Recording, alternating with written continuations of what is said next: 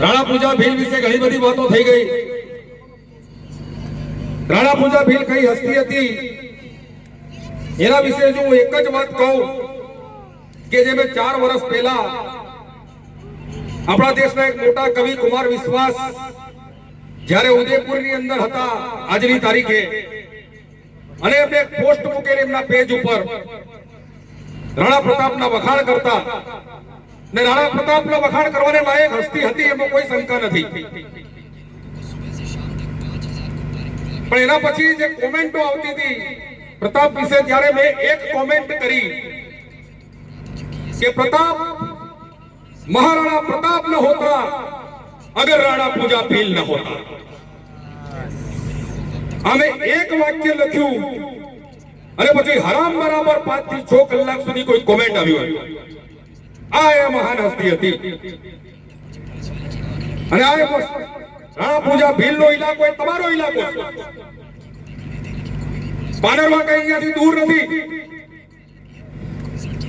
અને આજે રાણા પૂજા ભીલ એકલા જ નહીં પણ આપણા ગોંડ આદિવાસી અને એની મહારાણી દુર્ગાવતીની પણ આજે જન્મજયંતિ છે। મુગલોને ટક્કર આપનાર મુગલોને નવનેજે પાણી લેવડાવનાર બે હસ્તી આજના દિવસે પેદા થઈ હતી રાણા પૂજા ભીલ અને રાણી દુર્ગાવતી। આપણે આ બંનેને આજે શ્રદ્ધાંજલિ આપીએ છીએ એમને સ્મરણાંજલિ અર્પણ કરીએ છીએ। સમાજની એકતા વિશે ઘણી વાતો થઈ સામાજિક પ્રશ્નો વિશે પણ અહીંયા ઘણી વાતો થઈને આવનાર સમયની અંદર આજના દિવસની અંદર થશે પણ ખરી પણ રાજેશ દામા અને ઈશ્વરભાઈ આ બંનેને સાંભળ્યા પછી એટલો તો અસ્વસ્થ છું કે આવનાર સમય આદિવાસીઓ માટેનો ખરાબ નથી। આજે યુવાન જાગી ગયો 5 વર્ષ પહેલા તમે કલ્પના પણ નહીં કરી શકતા હો क्या जगह पर राणा पूजा भील जयंती ની અંદર આટલા લોકો ભેગા થશે ને મનાવવા માટે ભેગા થશે। આજે આટલી મોટી સંખ્યામાં ઊભા થયા છે એટલે પરિવર્તનનો પવન જાગૃતિનો પવન આદિવાસી વિસ્તારમાં ચારે બાજુ ફૂંકાઈ રહ્યો છે। પણ જે પ્રશ્ન છે એમાં જે તકલીફ છે એ એક જ છે કે પવનને જે દિશા જોઈએ જે એક દિશામાં જવો જોઈએ એ દિશાની અંદર એ વાતો નથી। આજે મેં રાઇડર ગેંગ જોઈ રાઇડર ગેંગની યુનિટી જોઈ રાઇડર ગેંગને હું ખરાબ નથી કહેતો રાઇડર ગેંગને હું એમ કહેવા માંગુ છું કે રાઇડર ગેંગ જે કંઈ કરે છે એમની જે યુનિટી છે એ યુનિટીને સીધા રસ્તે વાળવાની જવાબદારી આપણી હતી આપણે વાળી છે ખરી। જો 200-500 રાઇડર્સ પોતાના દિવસના 4-5 કલાક કાઢીને ભલે તોફાન કરતા હોય પણ એક સાથે રહેતા હોય અને જો એક સાથે એમની જો યુનિટીની અંદર જો રાઈડ કરતા હોય તો આપણે એને બીજા રસ્તે પણ વાળી શકીએ કે નથી વાળી શકતા। રાઇડર ગેંગનો અહીંયા જે કોઈ પણ લીડર હોય એનો હું એક વાત કહેવા માંગુ છું તમારી રાઇડર ગેંગ એક જવાબદારી સ્વીકારવાની છે। મહિના પછી પૂળોની અંદર પ્રવાસ બંધ થશે બહારના લોકો આવતા બંધ થશે તો તમારી રાઇડર ગેંગે 1 મહિના પછી પૂળોની સફાઈ કરવી પડશે। કરશો કે નહીં કરો? આ દિશાની અંદર તમે તમારા કામને વાળો તમારો કોઈ વાંક નહીં કાઢે। જ્યારે પણ સમાજને જરૂર હોય ત્યારે તમે સાથે રહો। એટલે એ જે યુવાનો જે દિશાની અંદર જઈ રહ્યા છે આપણને લાગે છે ખોટી દિશામાં જઈ રહ્યા છે ખોટી દિશામાં જઈ રહ્યા છે તો સીધા રસ્તે લાવવાની જવાબદારી કોની? જવાબદારી તો વડીલોએ ઉપાડવી પડશે। એને આપણે ક્યાં સુધી લડ્યા કરશું ક્યાં સુધી ગાળો દીધા કરીશું? એટલે હવે વડીલોએ આ એક જવાબદારી ઉપાડવી પડશે। આવનાર સમય ઘણો કપરો છે અને કપરો આપણે માનીએ બોગસ આદિવાસી સર્ટિફિકેટ સૌથી મોટો ઇશ્યુ છે પણ એનાથી પણ એક ખતરનાક મોટો ઇશ્યુ છે કે જેના વિશે આપણે લડવા માટે જલ્દી તૈયાર ન થતા અને એ છે જળ જંગલ અને જમીનનો। ચારે બાજુ તમે દેખતા હશો આપણી જમીનો લૂંટાઈ રહી છે। દિલ્હી મુંબઈ ઇન્ડસ્ટ્રીયલ કોરિડોરની અંદર આ વિસ્તાર પણ આવી રહ્યો છે।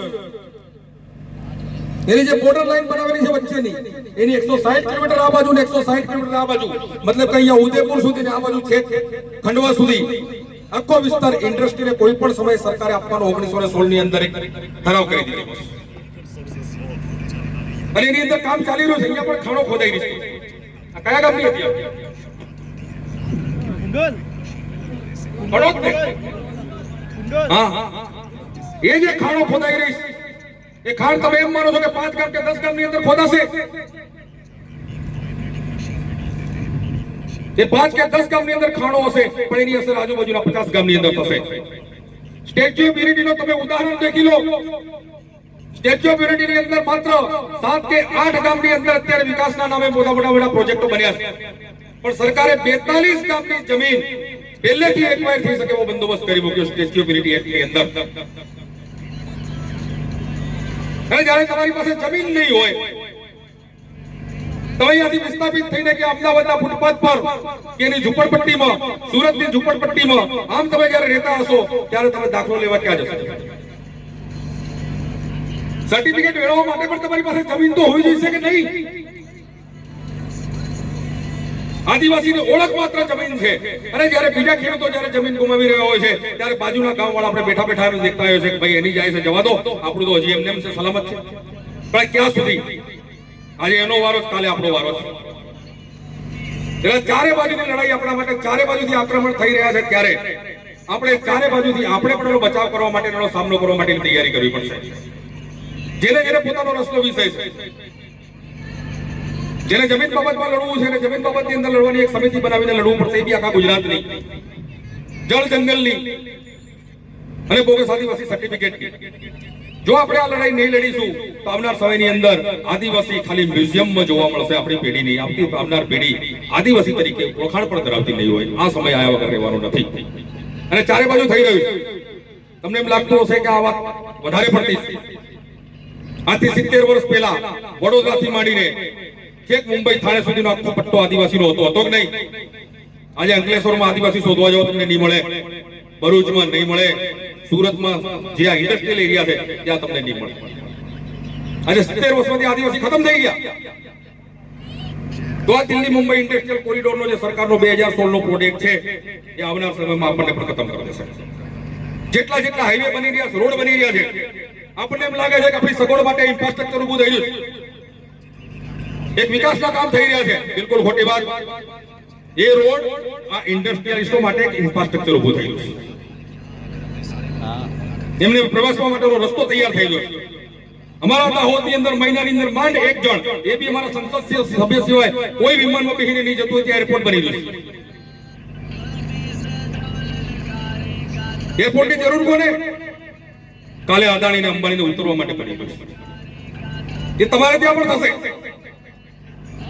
અમે લડી રહ્યા છે અને તમે અહીંયા ચૂપ બેસો, કાલે તમારો વારો પડાવો. એટલે હવે આખા ગુજરાતના જે 1 કરોડ આદિવાસી છે, 1 કરોડ આદિવાસીઓ હવેની લડાઈ આપણે બધા એક થઈને લડવી પડશે. અને જે ચારેલ સાહેબે વાત કરી એમ, એ લડાઈને સરળ બનાવવાનો એક જ રસ્તો છે. આપણે આપણી રાજકીય તાકાત ઊભી કરવી પડશે. આ રાજકીય મંચ નથી, છતાં પણ રાજકીય વાત કરવી જરૂરી છે, કેમ કે આપણે દર વખતે બિન રાજકીય કરીને આપણે ગોળ ખોદી રહ્યા છીએ. રાજકીય રીતે જ્યાં સુધી આપણે એક ના થઈએ ત્યાં સુધી આપણી આ હાલત આજ રહેવાની છે. એક વોટ બેંક બનવું પડશે. આજે 20 વર્ષ પહેલા આપણે વોટ બેંક હતા. એક સાથે કોઈ એક પાર્ટીને વોટ આપતા હતા એટલે આપણા હિતો થોડા ઘણા સચવાતા હતા. આજે આપણે 3-4 જગ્યાએ વેચાઈ ગયા છે. આજે આપણી કોઈ કિંમત નથી રહી. પાટીદાર આજે વોટ બેંક છે, પોતાનું ધાર્યું કરાવે છે. પાટીદાર જેટલી જ વસ્તી આપણી, પાટીદારો પાસે એક પણ અનામત સીટ નથી. આપણી પાસે 27 અનામત સીટ છે અને 4 સંસદ સભ્યની સીટ છે, તો પણ આપણું ભજ્યું ઉપજતું નથી. એટલે આ જે તાકાત આપણે જ્યાં સુધી ના ઊભી કરીએ ત્યાં સુધી દર વર્ષે સંમેલનમાં એક વાત કર્યા કરીશું, આપણો કોઈ દિવસ ઉદ્ધાર થવાનો નથી. આગળ ઘણા બધા વક્તા છે, મારે પણ બીજી જગ્યાએ કાર્યક્રમ છે એટલે જવું છે, માટે હું બધાનો સમય નહીં લઉં. સૌને મારા જોહાર. જય આદિવાસી, જય ભીમ.